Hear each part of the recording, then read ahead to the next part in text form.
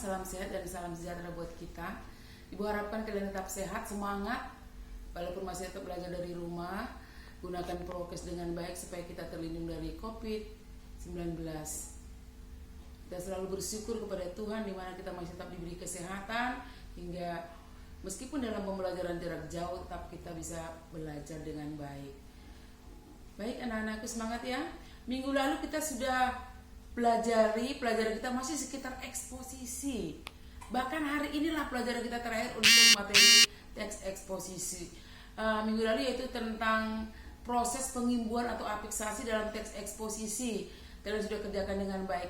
Kemudian kata sifat adjektif yang kita ubah menjadi frase adjektif. Nah, Ibu koreksi ada beberapa siswa yang belum paham apa itu frase adjektif. Kita tahu bahwa adjektif atau kata sifat itu ada rumusnya yang dikatakan dengan comparative degree ya, yaitu dengan tingkatan sedang, lebih, dan sangat. Nah, jadi kalau kita misalnya memberikan sebuah contoh rusak, frasenya kita cukup menambahkan mungkin kata sangat, sekali, atau sedang rusak.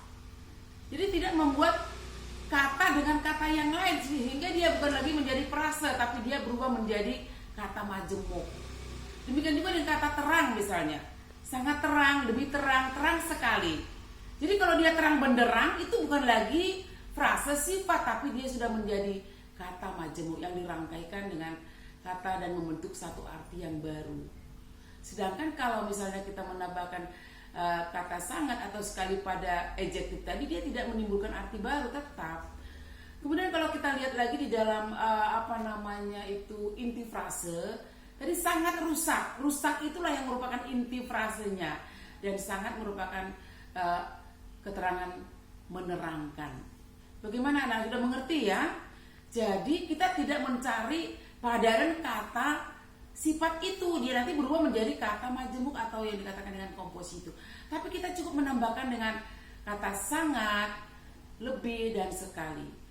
Kalau misalnya kata kerja misalnya ya, verb, verba, kita buat menjadi verba adjektif ya.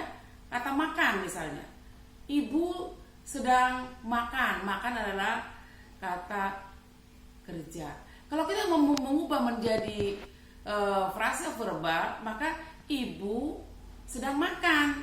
Tapi kalau misalnya makan hati, itu nanti sudah berubah menjadi idiom atau ungkapan, bukan lagi yang dikatakan dengan frase. Tapi makan hati dalam arti yang sebenarnya bisa, dan dalam arti ungkapan. Bisa dimengerti ya nak? Jadi kalau untuk kata sifat, kita mau membuat menjadi frase sifat atau frase adjektif, tambahkan dengan kata sangat, sekali, sehingga kelihatanlah di mana inti atau pokok frasenya.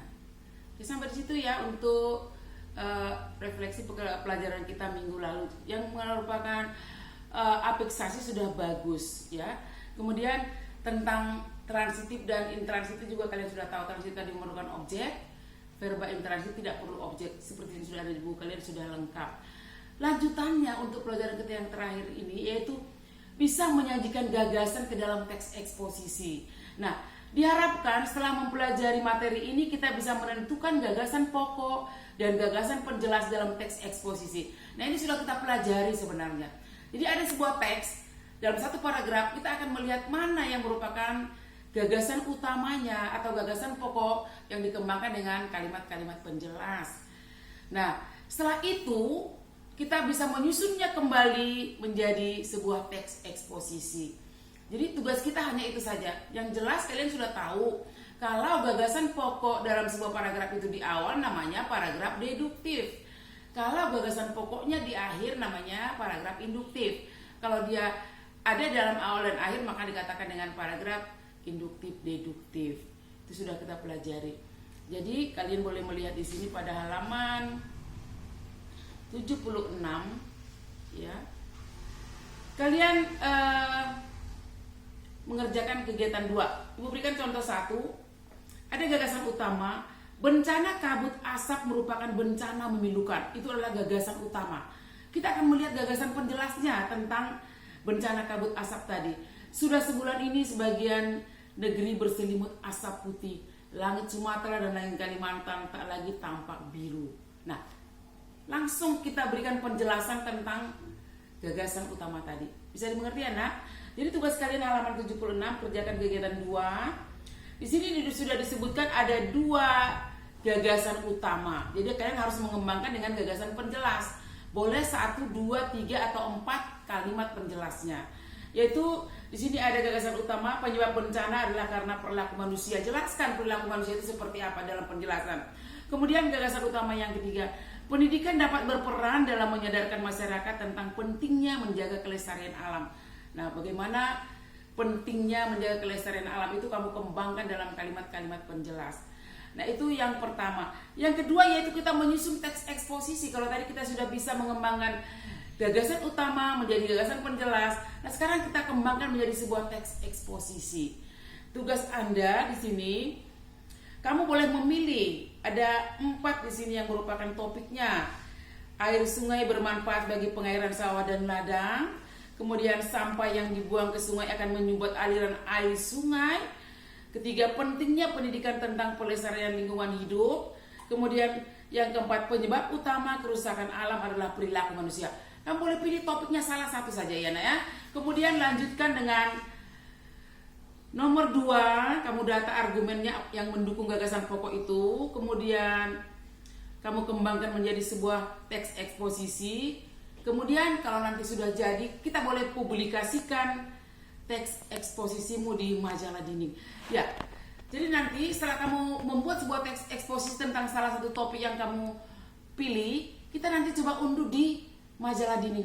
Kebetulan Ibu sebagai pembina majalah dinding, kamu coba buat dalam tulisan yang menarik, nanti dalam sebuah kertas yang menarik, yang bagus berwarna, kita tempel nanti di majalah dinding yang ada di Semangat Negeri 10. Bagus kan? Jadi kita berkreasi sambil belajar.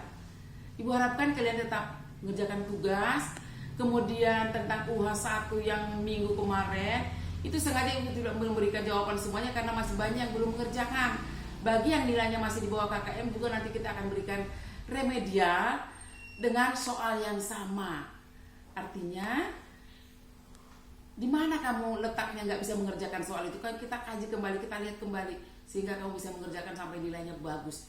Tapi itu akan Ibu berikan nanti setelah semua anak mengerjakan UH itu dulu, baru kita bisa lihat berapa orang yang diremedi dan berapa orang yang pengayaan. Oke. Kemudian kalau melihat di YouTube Ibu, ya jangan lupa share, like, subscribe, dan yang penting jangan di skip ya. Jangan di skip itu iklannya, itu sangat membantu untuk YouTube Ibu Ruminta. Baik, kerjakan tugasnya hanya itu saja. Sampai ketemu lagi untuk pertemuan kita berikutnya. Selamat pagi.